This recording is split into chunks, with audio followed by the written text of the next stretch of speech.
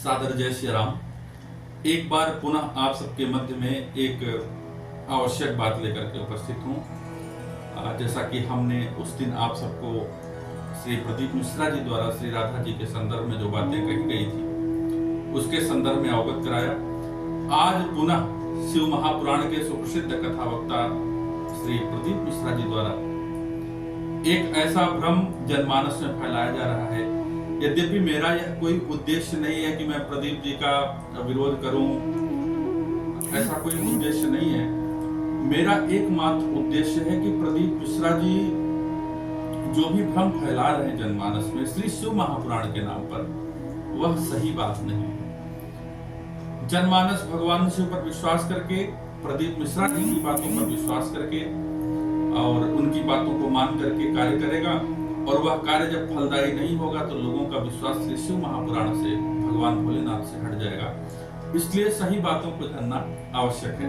एक बार सुनिए कि आज श्री प्रदीप मिश्रा जी ने भगवान शिव के लिंग को यह कहा कि घर में एक के अलावा भी 2, 4, 10, 15, 12 रख सकते हैं। आज हम श्री शिव महापुराण से, अन्य शास्त्र से यह जानने का प्रयास करेंगे, क्या पंडित प्रदीप मिश्रा जी जो बात कह रहे हैं कि शिवलिंग कितना भी घर में रखा जा सकता है, क्या यह बात सही है, अथवा प्रदीप मिश्रा जी अन्य बातों की तरह इस बात में भी भ्रम फैला रहे हैं। एक बार सुनिए पंडित प्रदीप मिश्रा जी क्या कह रहे हैं। तुम्हारे घर में 1 शिवलिंग है, 2 शिवलिंग है, 3 शिवलिंग है, 4 शिवलिंग है, 5 शिवलिंग है, सब चलेगा।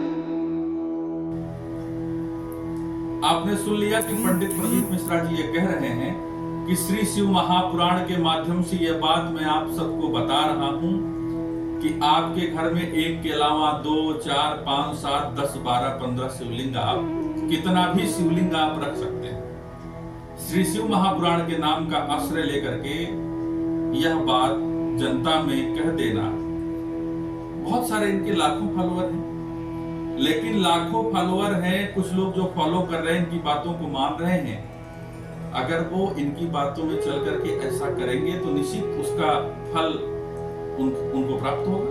और कहीं बुरा फल यदि शिव भक्त को, यद्यपि होता नहीं, भगवान भोलेनाथ तो सबसे प्रसन्न रहते हैं, लेकिन यदि आपके किए गए किसी कर्म का फल उल्टा प्राप्त हुआ तो आप दोष किसको देंगे कि हम रोज भोलेनाथ की सेवा करते, हमारे साथ ऐसा हुआ।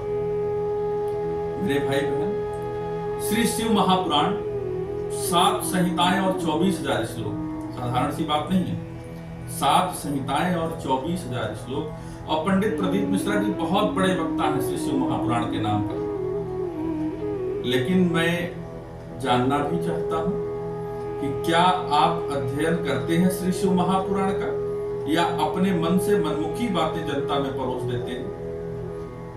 आप एक ही पुराण की कथा कर रहे हैं, कम से कम महाराज उस पुराण को अध्ययन करके जनता के बीच लाइए ताकि श्री शिव महापुराण का पूरा लाभ मिले। अब हम आपको यह बताने चल रहे हैं कि आखिर पंडित प्रदीप मिश्रा जी जो बात कह रहे हैं उस बात में कितनी सच्चाई है।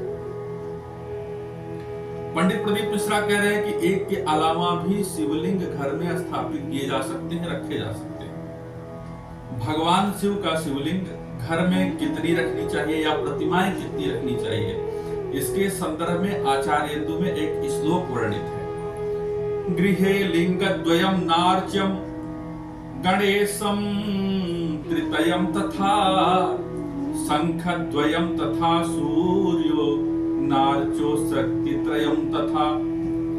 गृहे, घर में, लिंगाद्वयं न अर्च्यम, घर में 2 शिवलिंग की अर्चना नहीं करनी चाहिए, आचार्येन्दु स्पष्ट कहते हैं। गणेशम त्रितयम, तथा गणेश जी की 3 प्रतिमा नहीं होनी चाहिए। शंखद्वयम, शंख 2 नहीं होने चाहिए, 2 सूर्य नहीं होने चाहिए, और 3 दुर्गा जी की प्रतिमा नहीं होनी चाहिए। साथ ही साथ गोमती चक्र, 2 गोमती चक्र भी नहीं होना चाहिए, और भगवान शालिग्राम भी घर में 2 पूजित नहीं होने चाहिए। इससे घर में अशांति फैलती है, ऐसा आचार्येन्दु कहता है। और कहीं कहीं शालिग्राम की पूजा के विधान में है कि इनको 1 से अधिक 2 नहीं रखना चाहिए, 2 के अलावा विषम संख्या में कितने भी शालिग्राम को हम स्थापित घर में रख सकते हैं, पूजन कर सकते हैं। अच्छा, श्री शिव महापुराण में भी शिवलिंग के जहाँ पूजा की बात आती है, वहां पर ब्रह्मा जी ने भी भगवान शिवलिंग की पूजा की है, भगवान के शिवलिंग की पूजा की है। विष्णु जी ने भी शिवलिंग की पूजा की है, कुबेर ने शिवलिंग की पूजा की है, तमाम अन्य देवी देवताओं ने भी रुद्र संहिता में पूजन किया है। ऐसे में जितने लोगों ने भगवान शिव के शिवलिंग की पूजा की है, सबने एकमात्र से एक शिवलिंग बना करके पूजा की है।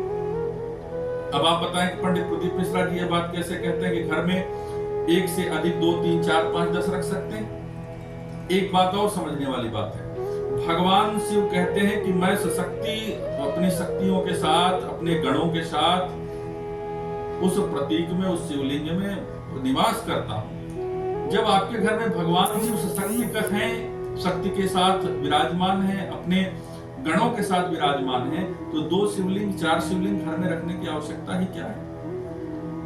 मेरे भाई बहन, एक शिवलिंग से अधिक घर में रखना गृह मालिक के लिए, घर वालों के लिए किसी भी तरह से कल्याणकारी नहीं है। श्री शिव महापुराण में चर्चा है कि जब हम घर में भगवान शिव की पूजा करते हैं, भगवान के शिवलिंग की सेवा करते हैं, उस समय हमें 10 दिक्पाल आदि के भी आवाहन की आवश्यकता नहीं है, क्योंकि श्री शिव महापुराण में वर्णन है कि 10 दिक्पालाद समेत भगवान का पूरा शक्ति जो है वो शिवलिंग में समाहित होता है। ऐसे में हम 2 शिवलिंग रखें, 3 शिवलिंग रखें, 4 शिवलिंग रखें, इसका कोई महत्व या मतलब नहीं है। इससे केवल और केवल आपका नुकसान होगा। घर में, जैसा कि अभी हमने आपको बताया कि घर में इससे अशांति फैलती है। शिवलिंग घर में एक रखना चाहिए।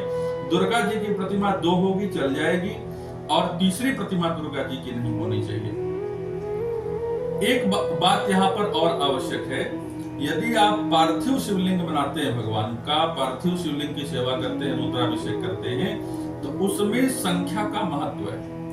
एक शिवलिंग, एक पार्थिव बनाया आपने, भगवान का अभिषेक किया, 10 बनाया, 100 बनाया, 1000 बनाया, शास्त्र बनाया, लक्ष बनाया, लाख बनाया, तो पार्थिव शिवलिंग के निर्माण और पूजन का जो विधान है उसमें संख्या का महत्व है। वो कितनी भी संख्या में किया जाए, और जितना अधिक से अधिक पार्थिव पूजन होता है, अभिषेक होता है, उतना अधिक श्री शिव महापुराण में फल का वर्णन है। तो पार्थिव शिवलिंग की जो बात है, अच्छा, पार्थिव की स्थापना होगी,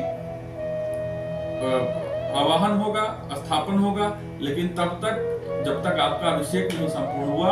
अभिषेक संपूर्ण हो जाएगा, भगवान का विसर्जन भी होगा। लेकिन घर में यदि हम किसी धातु का शिवलिंग रखते हैं, स्फटिक का रखते हैं, पत्थर का रखते हैं, या अन्य किसी धातु का शिवलिंग अगर घर में हम स्थापित करते हैं नित्य पूजा के लिए, अभिषेक के लिए, तो हमें एक से अधिक शिवलिंग नहीं रखना चाहिए। आपके घर में जो भी प्रतिमाएं विराजमान हैं, उनकी प्रतिष्ठा का भी विधान है कि चल प्रतिष्ठा होगी कि अचल प्रतिष्ठा होगी।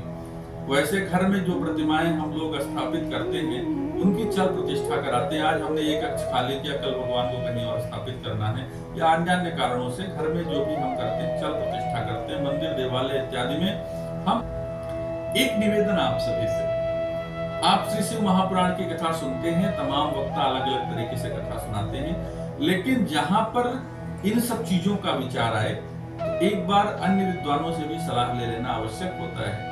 क्योंकि आप जो भी उपाय कर रहे हैं, पंडित प्रदीप मिश्रा जी तो टोटका ही बताते हैं, यदि आप उनका टोटका कर रहे हैं, हो सकता हो आपके लिए नुकसानदायक। कई ऐसे टोटकों पर आगे मैं वीडियो बनाऊंगा जो बहुत ही नुकसानदायक है, और लोग उन्हें फॉलो करके कर रहे हैं। ऐसा करना सर्वथा वर्जित है।